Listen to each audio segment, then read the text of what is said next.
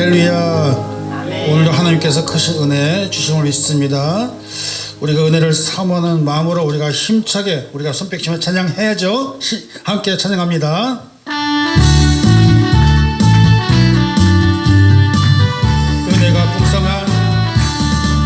은혜가 풍성한 하나님을 믿는 자 한 사람 한 사람, 어제도 오늘도 언제든지 변찮고 보호해 주시. 아멘. 주여 성령의 은사들을 오늘도 내려 주소서. 성령의 뜨거운 불길로서 오늘도 충만케 하소서. 정욕과 죄악에 물든 마음을 성령의 불길로 태우사 정결케 하소서. 태우소서. 깨끗게 하여 주옵. 아멘. 주여 성령의 은사들을 오늘도 내려 주소서. 성령의 뜨거운 불길로서 오늘도 충만케 하소서.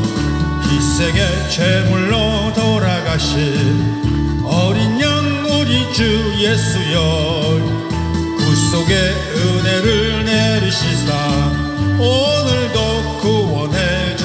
아멘 아멘. 주여 성령의 은사들을 오늘도 내려 주소서.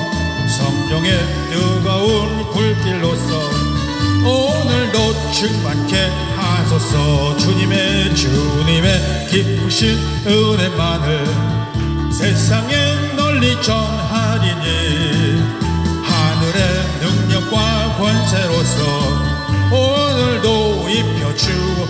아멘 아멘. 주여 성령의 은사들을 오늘도 내려 주소서.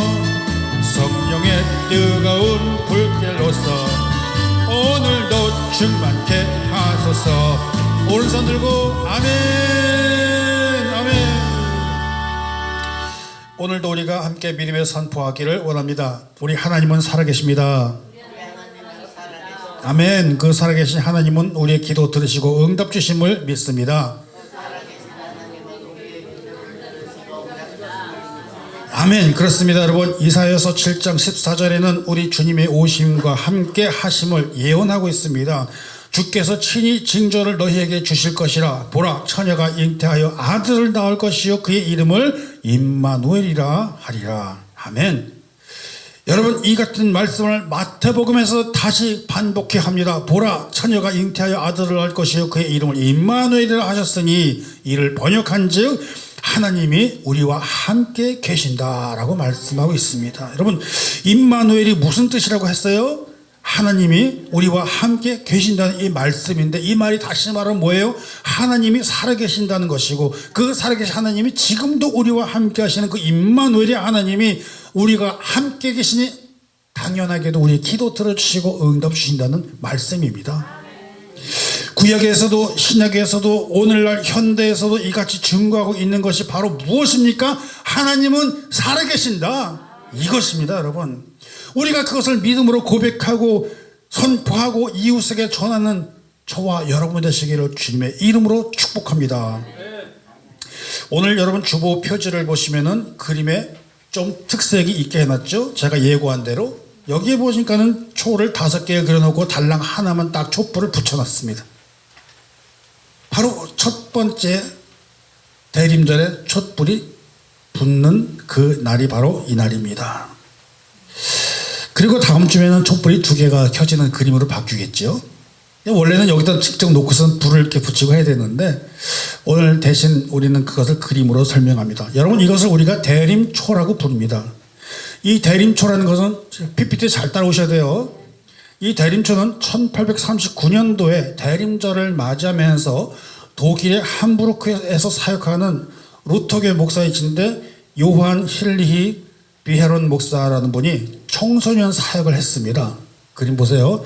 이 사람이 사역 공동체인 라우헤스 하우스라는 곳에서 성탄절이 가까워지니까는 주님이 오신 날 잊어버리면 안 되니까 하루하루를 그날 기념하면서 생각하면서 저렇게 큰데, 저 위에 보세요. 큰데 저기다가 초를 많이 껴놓고 날짜대로 초를 불을 붙이기 시작한 것입니다. 그리고 주일만 되면 큰 초를 하나씩 걸어 놓고서 했었는데, 그 동그랗게 해놓은 방법이 없으니까 수레바퀴를 갖다 놓고서는 거기다 주변에 뺑글뺑글 돌아가면서 초를 세워가면서 붙였다 하면서 성탄을 맞이하는 그런 기원이 됐습니다.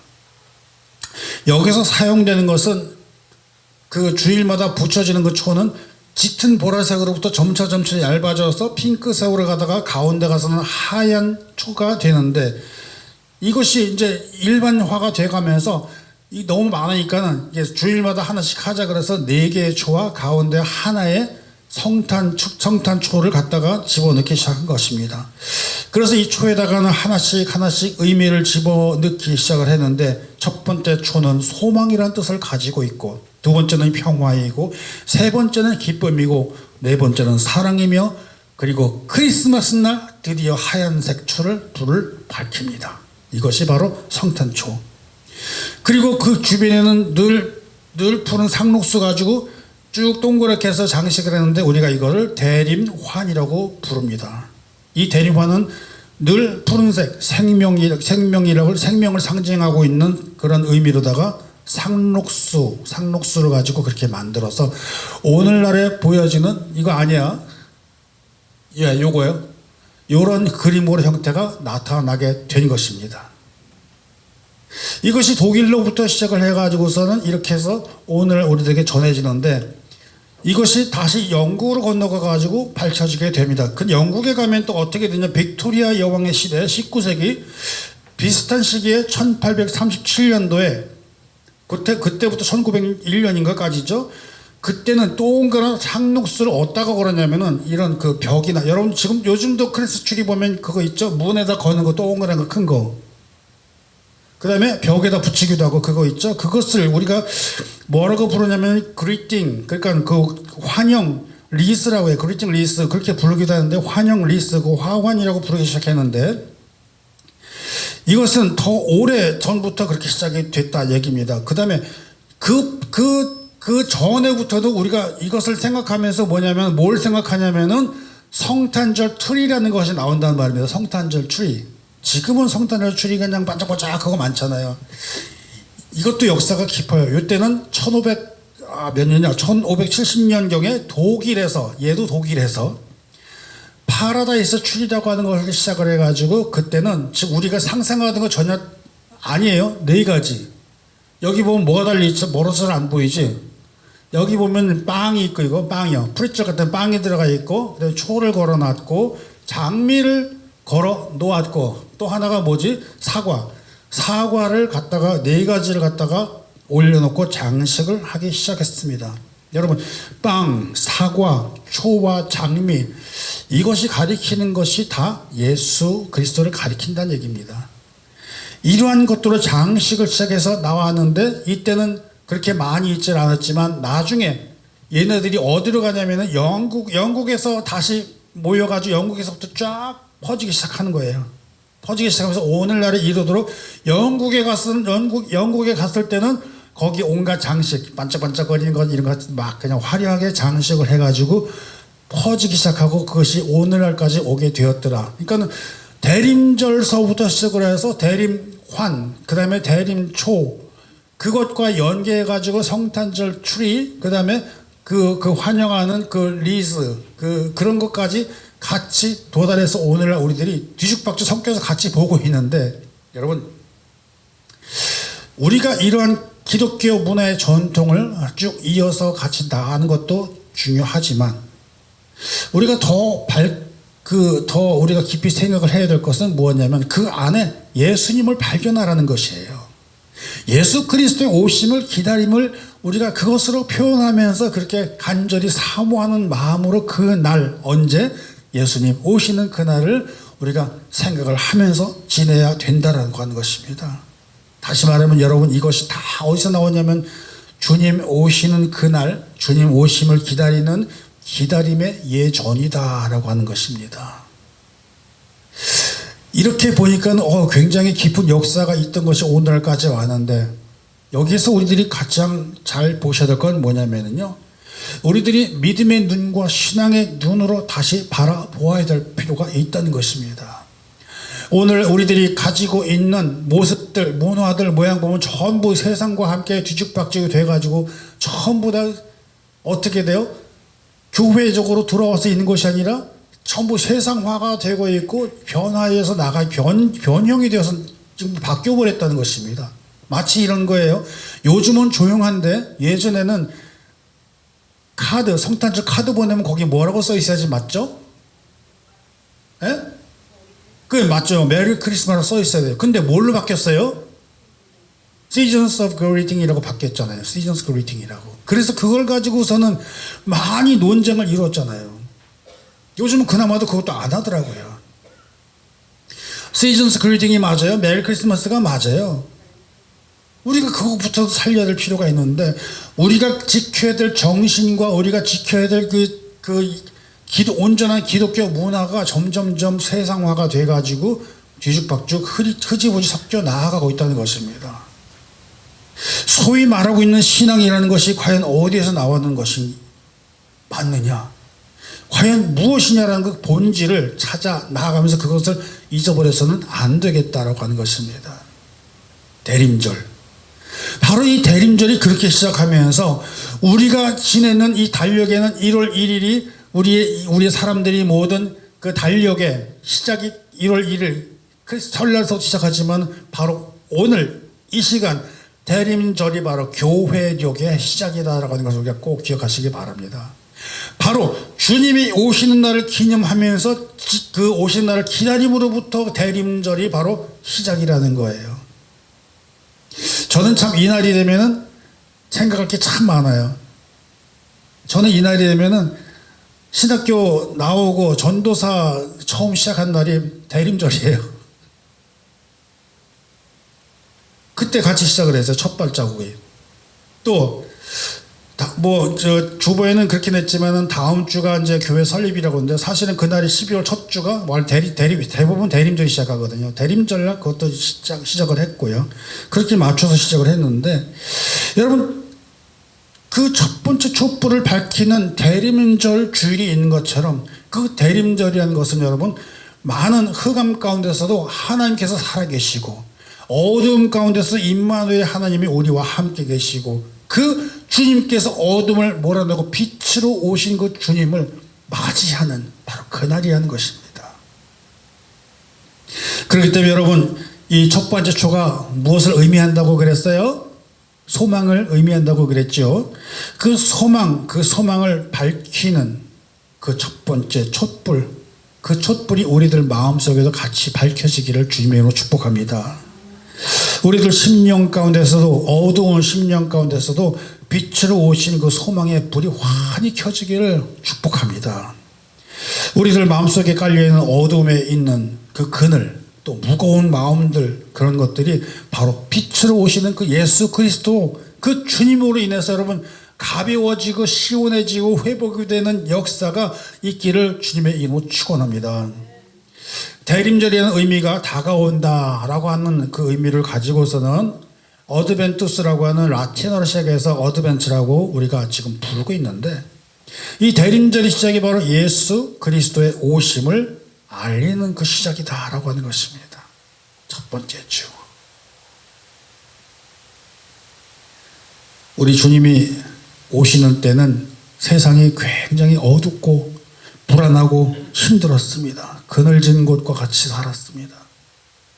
오늘 본문에서 이사야 선지자는 예수님을 예언하면서 이렇게 말합니다. 여러분 6절에 보니까 이렇게 말합니다. 한 아기가 우리에게 태어났고 한 아들을 우리에게 주신 바 되었는데 그 어깨에는 정사를 메었고 그 이름은 기묘자라 모사라 전능하신 하나님이라 영존하시는 아버지라 평강의 왕이라 할 것임이라, 이렇게 시작을 합니다.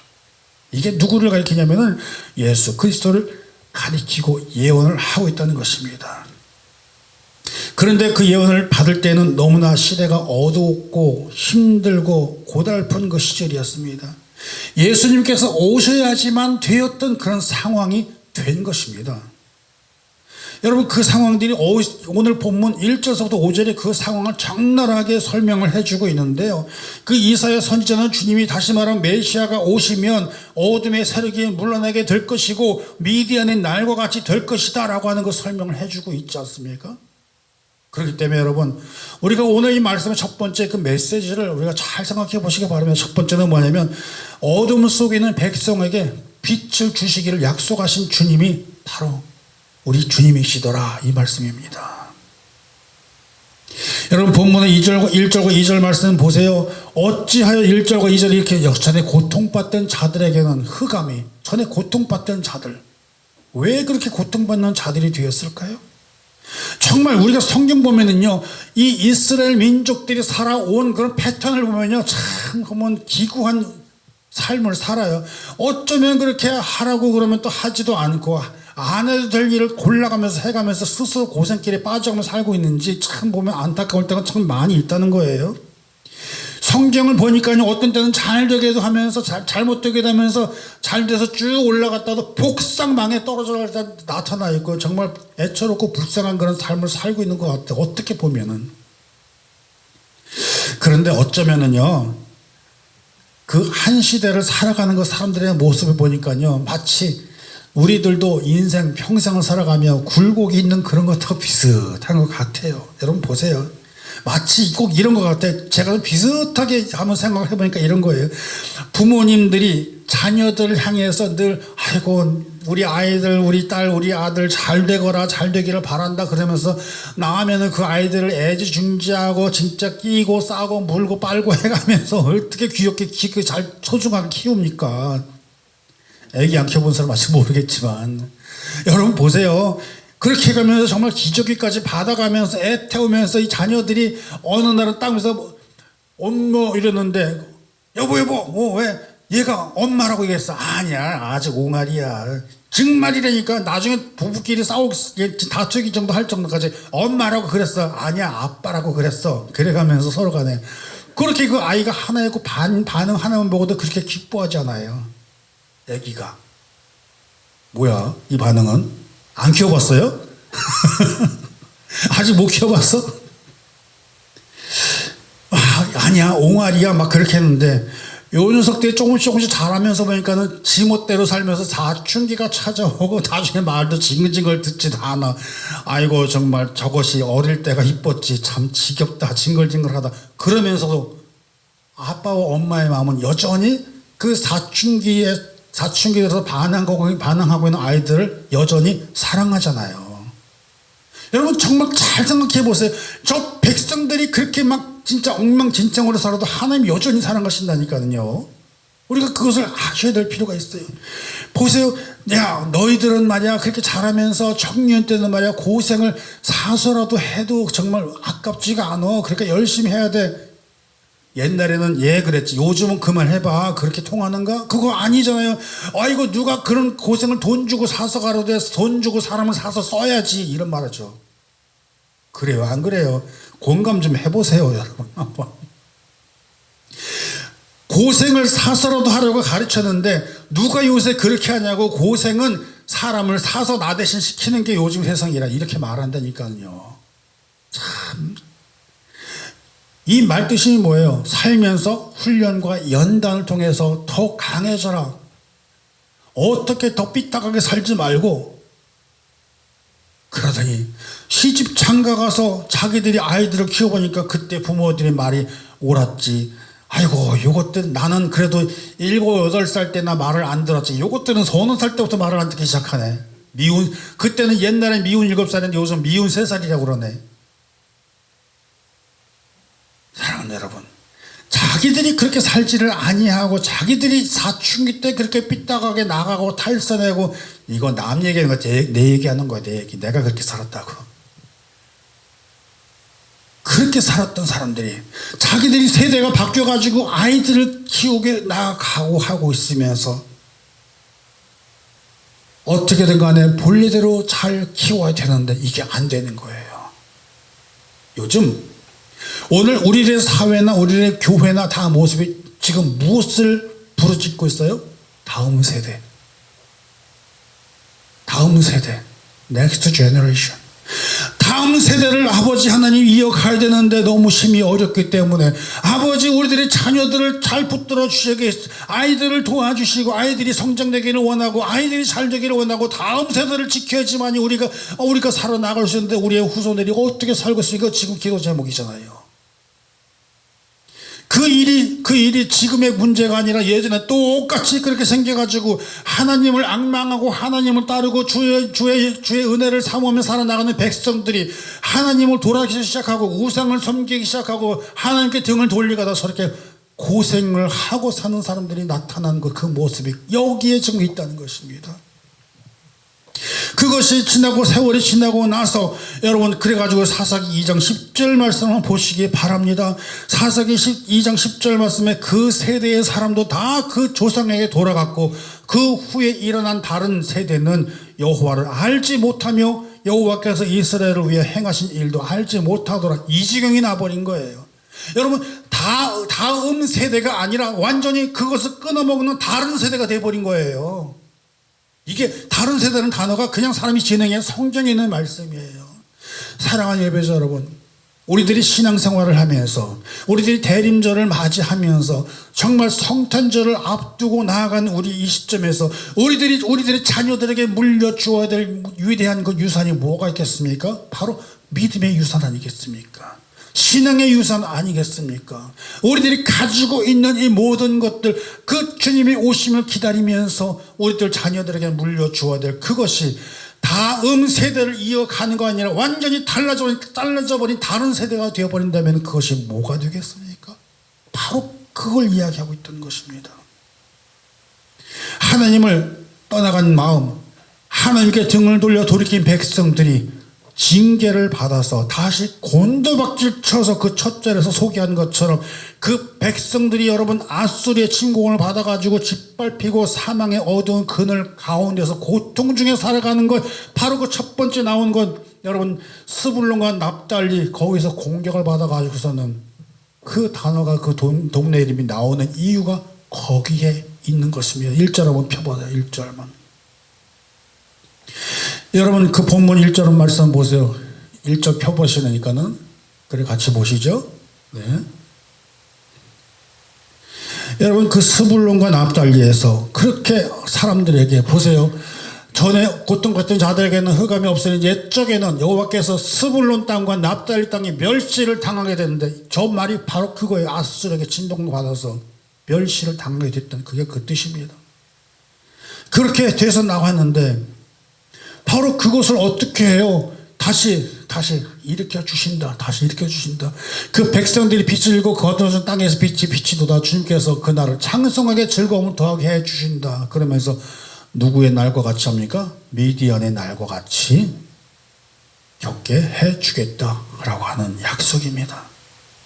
여러분 우리들의 인생 가운데서도 깜깜하고 어둡고 힘들고 죄와 슬픔과 좌절이 가득 차가지고 곤두박질 치고 있는 그런 모습 속에서 우리 주님이 바로 그 주님이 빛으로 오신 메시아가 정말 우리가 꼼짝달싹 할 수 없는 그런 상황에 있는 우리를 묶고 있는 그 쇠사슬을 끊어내버리고 참 자유를 주시겠다는 감동의 스토리가 바로 오늘 이 말씀이라는 것입니다. 여러분 바로 그 대림절의 촛불이 그 소망의 촛불, 그 촛불을 밝히는 것이 바로 대림정이에요. 바로 그 대망의 주님의 오심을 기다리는 것이 바로 대림절이라는 의미가 있다는 것입니다. 여러분 구약에서는 대림절에 대해서 소망이 그렇게 없을까요? 구약에서 마찬가지죠. 그것을 그렇게 기다림과 기대함과 피난처가 되는 의미를 담고 있는 그 티크마, 야할, 하사라고 하는 그 언어들이 신약에서는 소망이라는 말로 표현이 됩니다. 그리고 그것을 소망이라고 하는 것을 헬라어로 표현이 되는데 그것이 바로 엘피스라고 하는 것입니다. 굉장히 귀에 익숙한 말이죠. 늘상 하는 말이 엘피스라는 말이 거기에서 나옵니다. 맞아요. 우리 교회가 이름이 엘피스가 거기서 나온 얘기예요. 여러분 결국 이사야서 9장 6절 거기에서 나오는 예언적인 그 소망은요, 신약에서는 예수님의 오심과 함께 부활의 소망인 엘피스. 여러분 그 엘피스라는 그 소망이 그냥 막연한 소망, 희망 그런 게 아니라 거기에 담고 있는 것이 뭐냐면 예수 그리스도의 십자가와 부활이라는 근거로 삼는 것이 어디에 있냐면 바로 골로새서 1장 5절에 말씀하십니다. 너희를 위하여 하늘에 쌓아둔 소망으로 말미암으니 곧 너희가 전에 복음의 진리의 말씀을 들은 것이다. 여기에서 바로 그 소망이 바로 엘피스라는 것이요, 엘피스는 다시 말하면 하늘에 둔 소망이를 이야기한다는 것입니다. 여러분, 그 소망의 근원이신 메시아로 오시는 그 주님이 우리가 살아간 이 시간에도 우리의 모든 상황 가운데서도 빛으로 오셨습니다. 그 주님이 우리에게 치유와 회복의 손길을 일으키시는 그 살아계신 임마누엘의 하나님, 그 하나님이 우리로 간증하게 하는 것이고 믿으시는 저와 여러분이시길 바랍니다. 여러분, 예수님이 오시기 직전에도 마찬가지였습니다. 헤롯 왕은 정말로 잔혹한 무서운 칼날과 같은 위협 속에서 살아가는 그 백성들에게 천사가 와서 이야기합니다. 보라, 내가 온 백성에게 미칠 큰 기쁨의 소식을 너희에게 전하다. 누가복음 2장 10절 말씀처럼 큰 기쁨의 소식, 큰 기쁨의 소식. 여러분, 그것이 바로 아기 예수의 탄생이고 빛으로 오신 그 주님을 만난다는 것입니다. 저와 여러분, 이 은혜의 빛, 이 사랑의 빛, 이 영광의 빛, 주님으로부터 받는 저와 여러분이시기를 바랍니다. 둘째로, 우리 주님은 우리 그 이름 안에서 구원의 능력을 받아 빛으로 오신 주님이라는 사실을 우리가 믿음으로 선포하시는 저와 여러분 되시길 바랍니다. 여러분, 6절 한번 보세요. 이는 아기가 우리에게 낳고 한 아들을 우리에게 주신 바가 되었는데 그의 어깨에는 정사를 메었고 그의 이름은 기묘자라 모사라 전능하신 하나님이라 영존하시는 아버지라 평강의 왕이다. 이렇게 굉장히 장황하고 아주 그냥 엄청나게 크게 이야기를 하고 있습니다.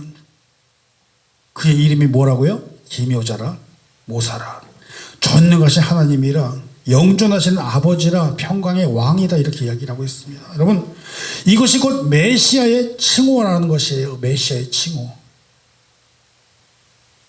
나중에 영상 보시고 여러분 같이 메모하셔도 정말 좋을 거요. 여러분, 이것이 메시아의 칭호인데 다시 말하면 메시아의 정체성이라는 것을 이야기한다는 것입니다. 그 말씀이 바로 이사야서 9장 6절이에요. 잘 한번 보세요, 여러분. 기묘자라는 거, 원더풀이라는 말이 원더풀, 놀라운 하나님, 놀라우신 분.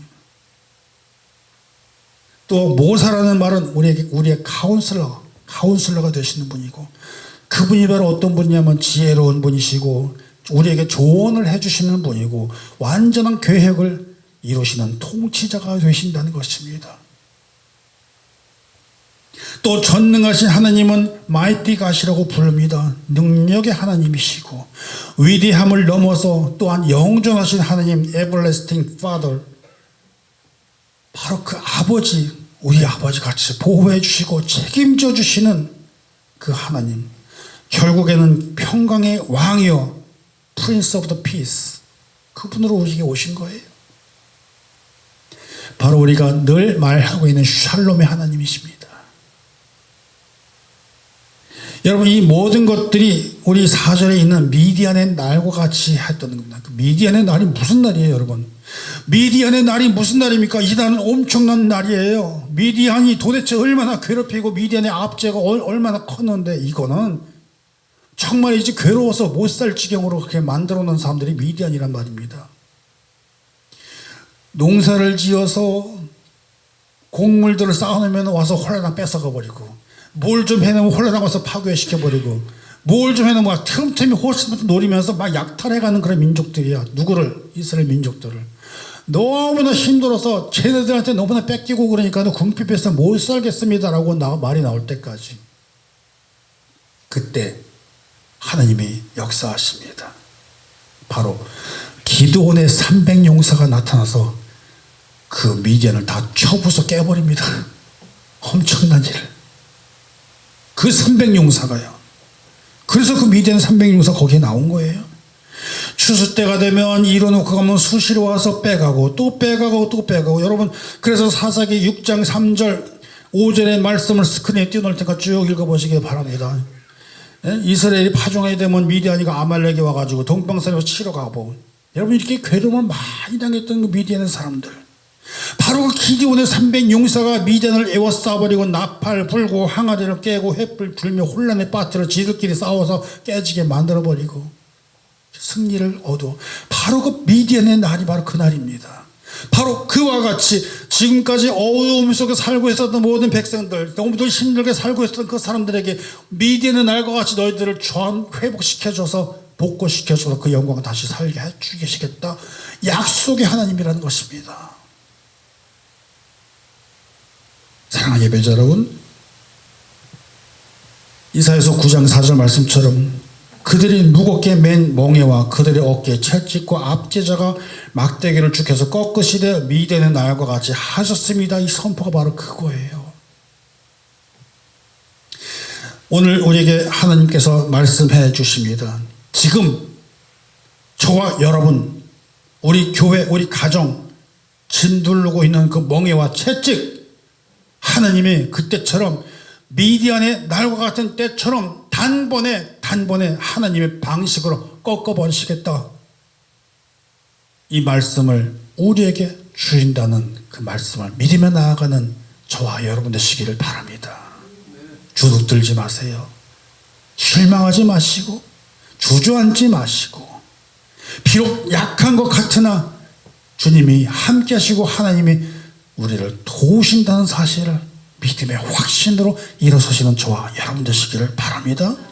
바로 그 미디안의 날과 같이 예수님께서 기묘자여 모사여 전능하신 하나님이고 영존하신 하나님이시자 평강의 왕이신 그 예수 그리스도께서 우리와 함께 하시고 우리를 붙들어 주시고 우리를 통치해 주신다는 사실입니다.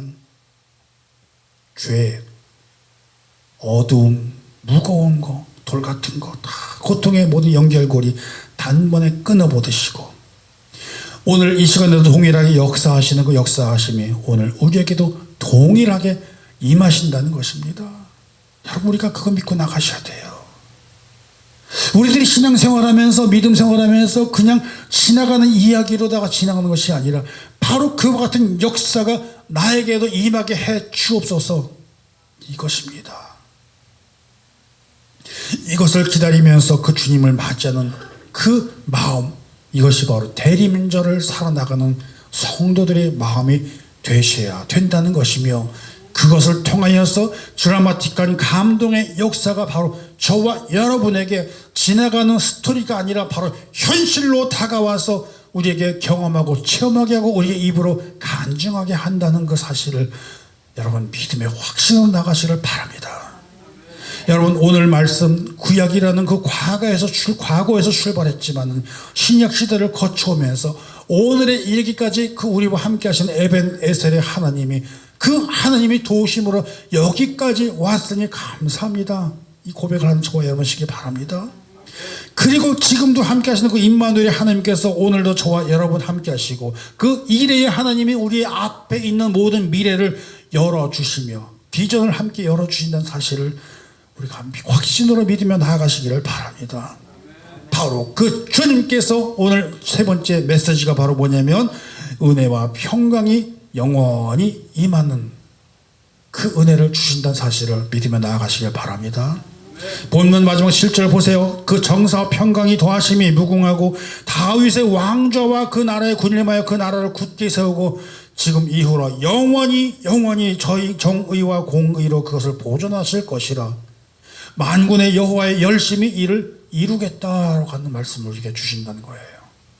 여러분, 하나님이 일하심이 여기 있는 것입니다. 하나님이 일하시고 모든 정사를 어깨에 메었다는 거냐, 바로 정사가 뭐예요? 바로 주권이고 그 나라의 하나님 나라를 책임지도록 하나님의 나라를 다스리는 권세를 가지고 어깨에 메고 있다는 것입니다. 하나님의 나라는 메시아가 오심으로 인하여서 우리에게 임하시고 그 주님의 평강이 함께 임하고 그를 위해서 하나님의 열심은 오늘도 이 시간에도 우리와 함께하고 계심을 믿으시기 바랍니다. 그 통치하시는 그 주님 우리와 함께 하시고 누가복음 11장 21절 말씀처럼 하나님의 나라는 너희 안에 있느니라, 이 말씀을 주셨습니다. 여러분, 하나님의 나라는 미래에 오는 것이 아닙니다. 바로 이 순간에 우리들 이 심령 가운데 이미 하나님의 나라가 있으셔야 된다는 것이에요. 여러분, 이것이 바로 대림절의 소망인 줄 믿으시기 바랍니다. 하나님의 나라가 임한 자들에게는 변화가 있습니다. 보세요, 어부로 살아가던 베드로, 여러분, 그 베드로가 주님이 돌아가시니까 나는 그냥 다시 고기 잡으러 간다 그랬다가 다시 주님을 만나서 하나님의 나라가 임하시고 하나님의 주님의 통치가 베드로에게 임하고 나서 나오는 말이 뭐예요? 주는 그리스도시요 살아계신 하나님의 아들입니다. 이 고백을 한다는 거예요. 여러분, 우리들에게 똑같은 일입니다. 우리들이 하나님의 나라에 임하시고 하나님의 나라가 임하여 있고 주님이 우리를 통치하고 계신다면 우리의 입술로 고백을 하는 것이 바로 어떤 거라고요? 주는 그리스도시요 살아계신 하나님의 아들입니다. 이 고백이 우리에게 나온다는 거예요. 삭개오 보세요. 삭개오가 어떤 사람이에요? 세금장이 세리장관이에요. 그런데 주님의 나라가 임하고 주님의 통치가 임하니까 주님, 내가 가진 재산 절반이라도 다 내놓겠습니다. 내가 혹시 부당하게 취직한 거 있으면 몇 배로 내놔? 몇 배로? 4배로 갚겠습니다. 그런 마음이 온다니까요. 여러분, 하나님의 통치가 임하였을 때 우리는 변화가 된다는 것입니다. 하나님의 나라가 임하였을 때 우리가 변화된다는 것입니다. 그것이 바로 우리 주 예수 그리스도의 오심을 기다리는 기다림 가운데 우리에게 임하실 은혜라고 하는 것을 믿으시는 저와 여러분이시기 바랍니다. 우리가 여러분 힘듭니까? 어렵습니까? 괴롭습니까? 고통스럽습니까? 그러나 주님께서 오시는 그 한 줄기 소망의 빛을 잡는 저와 여러분 되시기를 바랍니다. 그 소망으로 주님의 손을 붙잡고 오늘 그 대림절을 맞이하여 우리에게 그 오시는 그 주님, 우리는 이미 오신 그 주님, 그 주님을 기다리는 것이 아니라 다시 오실 주님, 재림하는 예수님을 맞이하는 소망으로 살아나는 저와 여러분이시기를 바랍니다. 오늘이 바로 큰 날이고 가장 어두움과 밤과 같은 그곳에 빛으로 다가오신 그 우리 주님, 세상의 가장 어두움 가운데 주시는 그 소망의 빛, 엘피스의 빛, 하늘에 든 소망의 빛으로 오신 그 메시아, 우리가 그 주님을 맞이하고 그분의 통치함을 받으며 평안함을 이루시고 하늘에 둔 소망을 이루시며 주님을 기다리는 그 기다림으로 살아나가는 저와 여러분, 바로 우리들이 가는 길이 승리의 길이고 복된 길이고 주님의 주신 하늘 소망을 품는 길이 됨을 믿으신 저와 여러분, 주님의 이름으로 축복합니다. 축복합니다. 기도합니다.